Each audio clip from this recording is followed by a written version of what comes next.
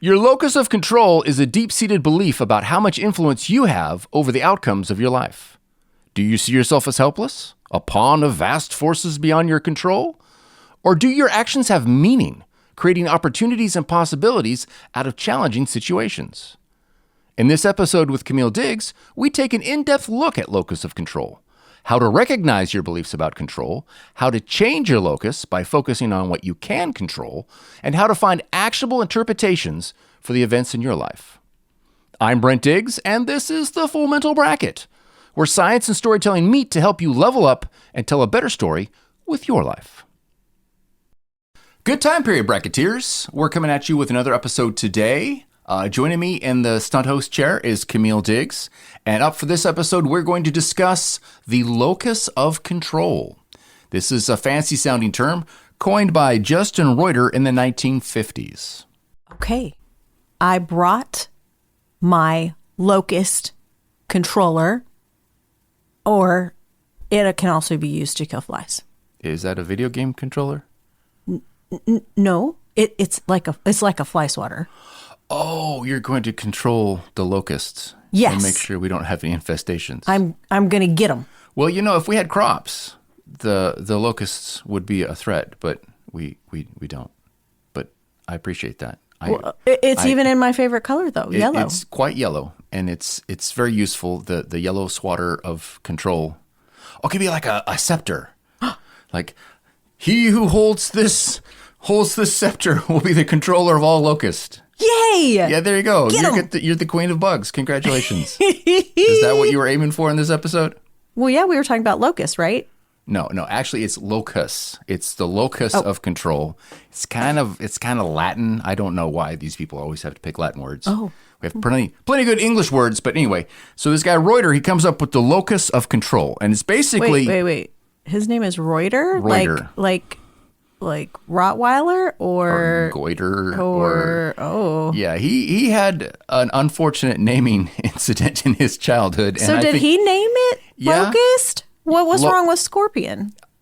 I think he just was so sad that he had such an awkward name of loiter, Reuter, goiter. He couldn't, he just took it out on the rest of us. Maybe he had an infestation of locusts, and so that's what he decided to go with. I think he couldn't get the locust off the brain. That's got to be it. There couldn't be any other answer as to why he picked this term.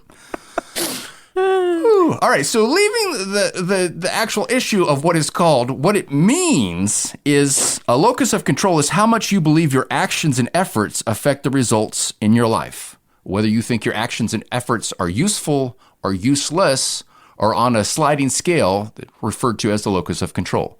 If you have an external locus of control, it means you believe that most of your life, if not all of your life, is controlled by things outside of your control. There's forces, there's powers, there's conspiracies, and you don't get an even break.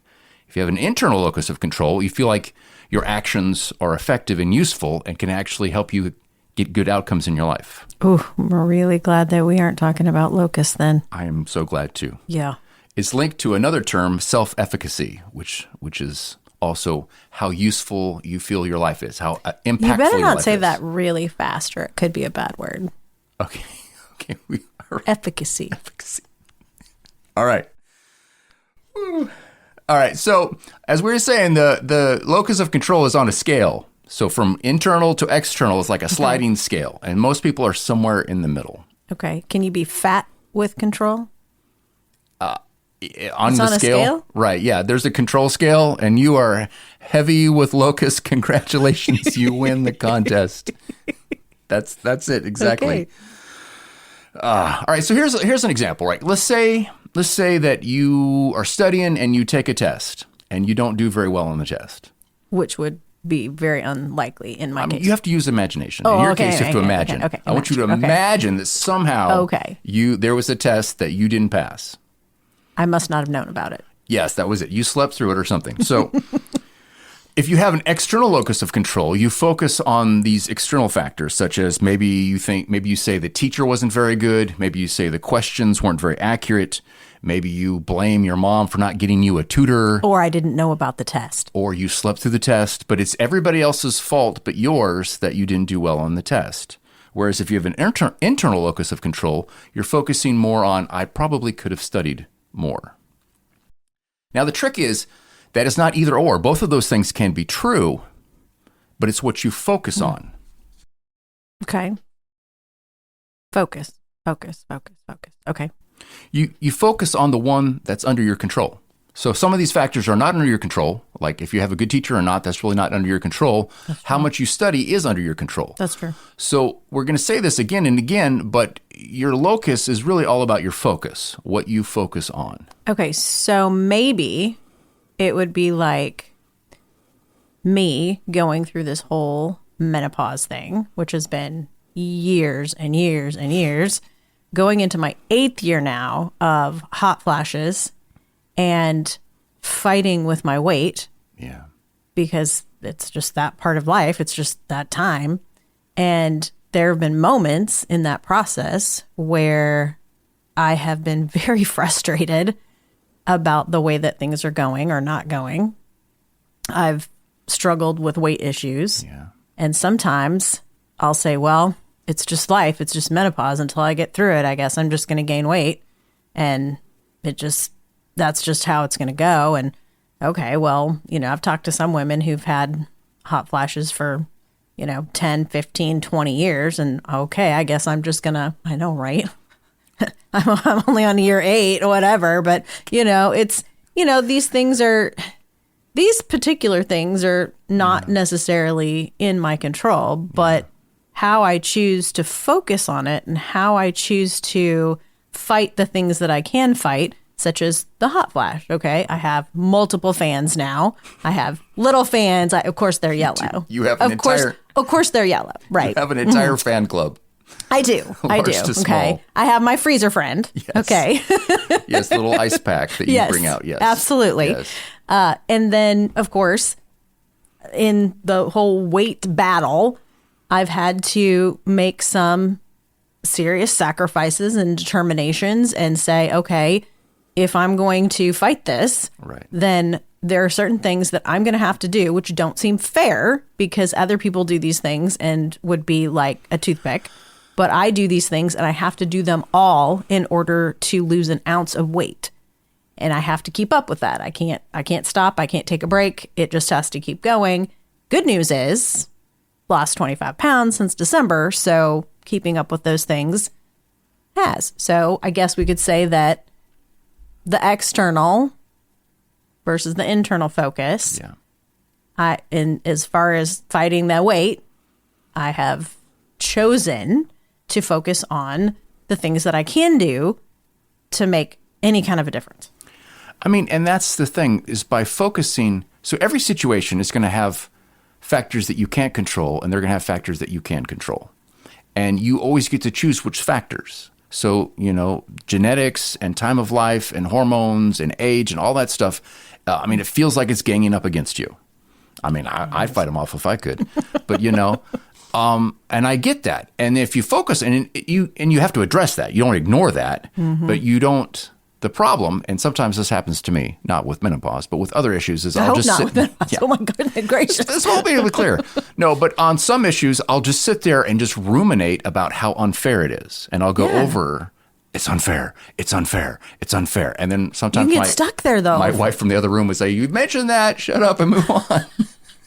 Yes. But that doesn't help. It's true. No, it doesn't help. But it's not helpful. No, it's puts you in a bad mindset. It's like you get this negative mindset and then you can't really push forward. You burn all your mental energy ruminating on the negativity that you need to actually solve the problem. Yeah. So no one's saying that life is fair. No one's saying that you're not going to deal with things that are unfair.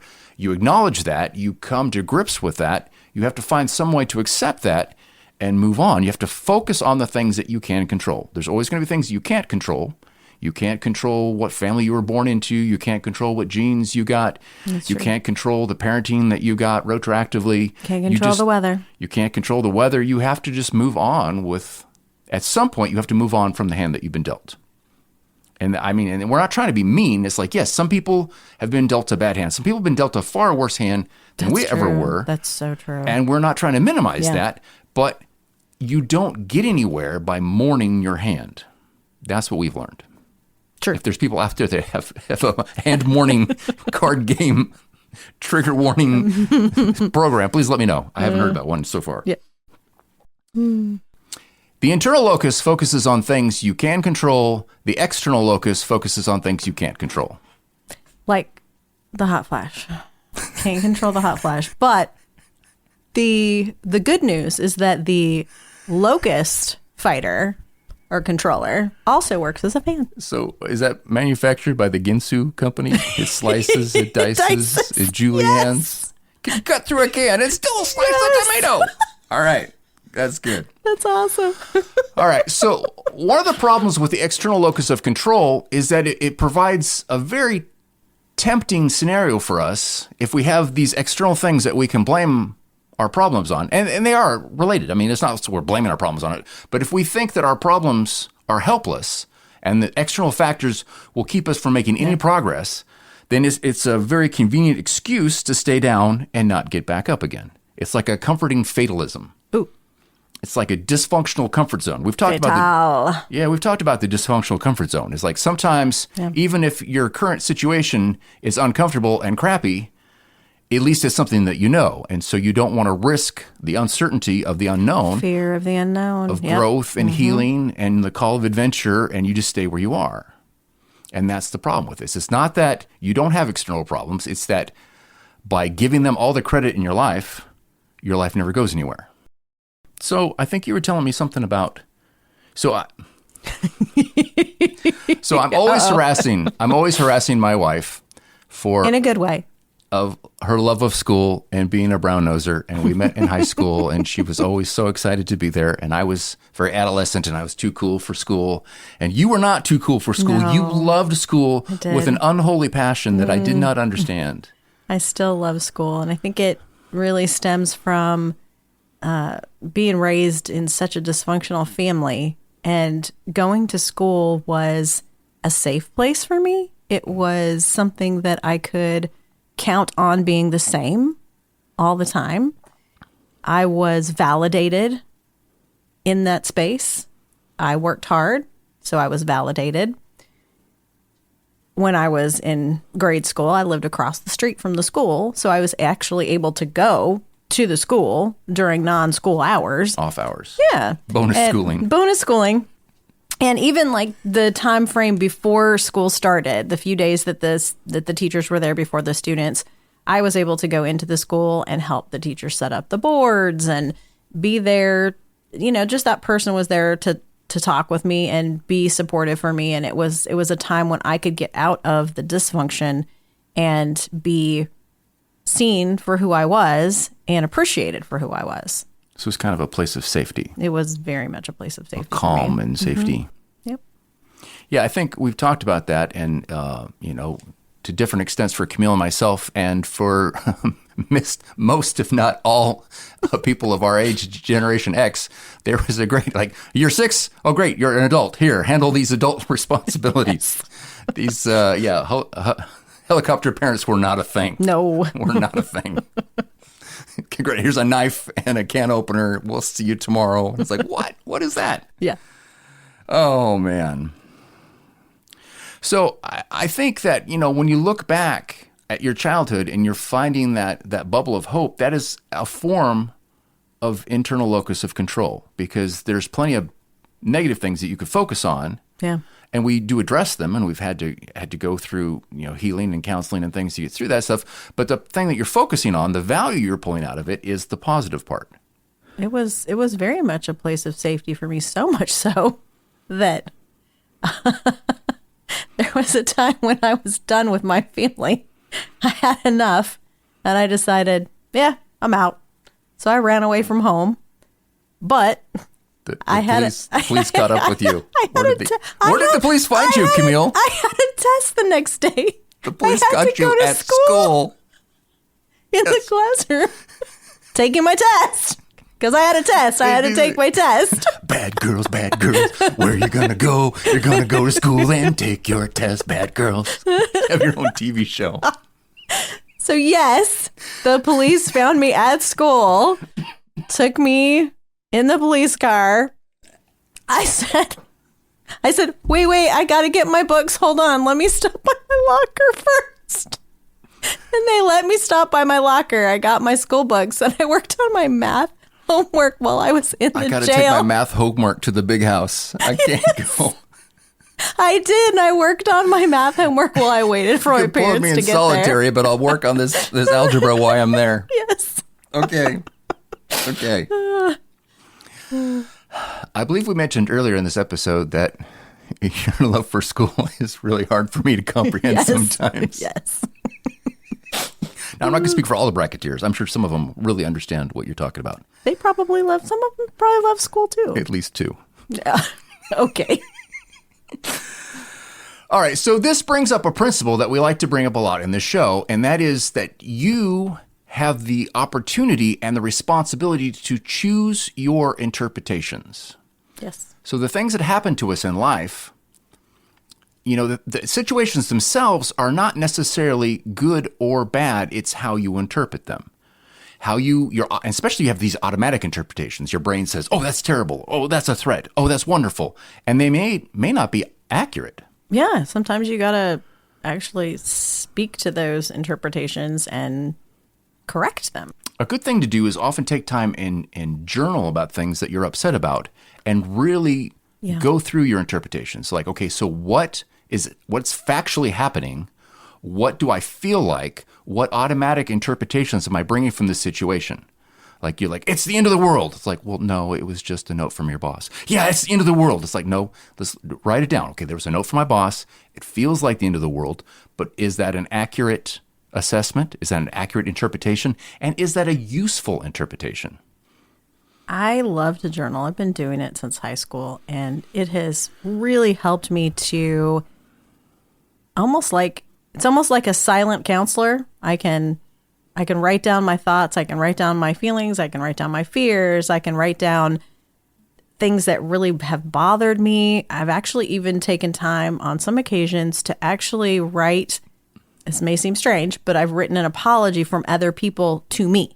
So that's interesting. Yeah. So I've been so stuck because I felt like that person has wronged me. Oh, yeah. And I was having a really hard time letting it go.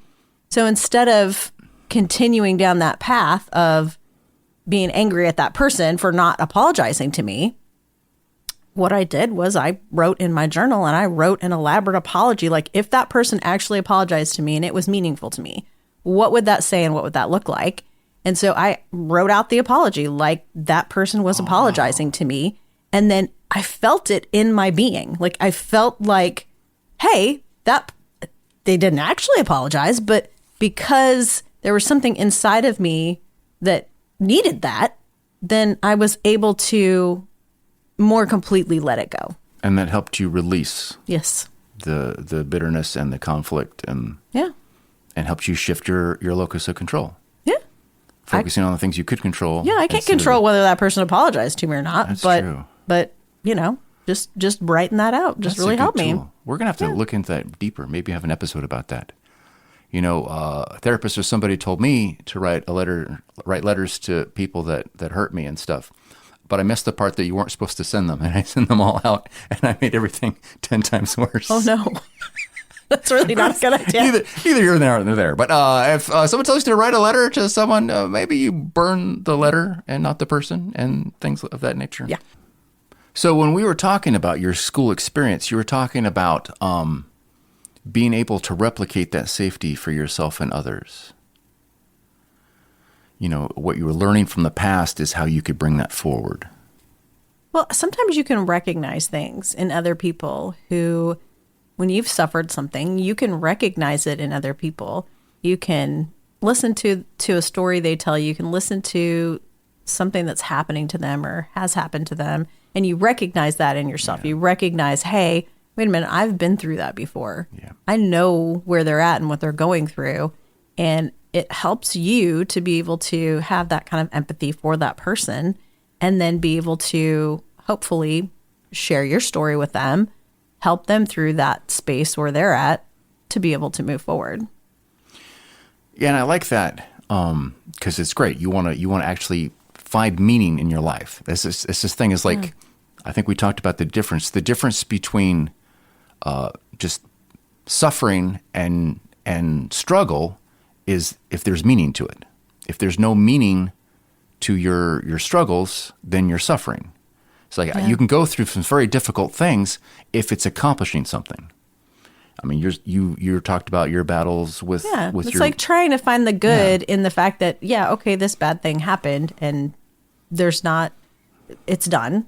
So now what good can I find in that? Right. Now, I think something I've mentioned before is the saying that they had when I was in the Marines is that weakness is pain leaving the body. And that is true. Like, you were working hard, you're having a lot of pain, there's some suffering in there, but they bring out the flip side of the coin. It's like you are getting stronger. Like, every pain that you feel is a little bit of weakness sneaking out the other back door there. And it's like you're just getting buffer and stronger and tougher every time. Yeah. Now, this advice only goes so far. Yeah, they take it to an extreme. I don't recommend they take it to an extreme for sure. Grinding out your entire life. Do you feel me getting stronger? Like, I think that's pain. It's like, no, this is great. I'm getting stronger all the time. Yeah. It's like your leg broke off. No, I'm getting stronger. It's only a flesh wound. I'm doing great. But I mean, I like that idea. It's the flip side of the coin. Yeah. And then your desire to pay it forward and recognize people. That's our principle of legacy. You know, after you've gone out on your hero's journey, as you've struggled, as you've overcome, as you've had a cycle of healing, if you've come and actually improved and transformed and become a stronger person through the struggle, you bring that treasure of wealth and wisdom back to the community. Treasure of wealth and wisdom. It is a treasure. You've had to work hard for it. You've had to go on a quest to accomplish, and so now it becomes a treasure for you. I agree. Put that on a name tag on your desk. Camille, treasure of wealth and wisdom. I think so. Okay. We could put it on a rock too. And then throw it at somebody. No. Here, I got some wisdom for you. Wham! Ow, that hurt. That's just weakness leaving the body. I was thinking of a rock of remembrance, but okay. I was like, that was pain. That was weakness leaving your body. I just threw a rock of remembrance at you. Okay. No? Okay. No. It's those letters again. You always get confused of what you're supposed to use them for. All right. So I think at this point, I'd like to talk about journaling as a tool to help to shift your locus of, you're not your locust, but your locus. You move your locusts from one side of the table to the other. That's right. So, if, it's a great tool. So let's say you take some time and you journal about blame. You say, okay, I blame so-and-so for such and such. And, you then take that, you write it out. You say, I blame this person for this. This is what happened to me. It's not fair because this person did this.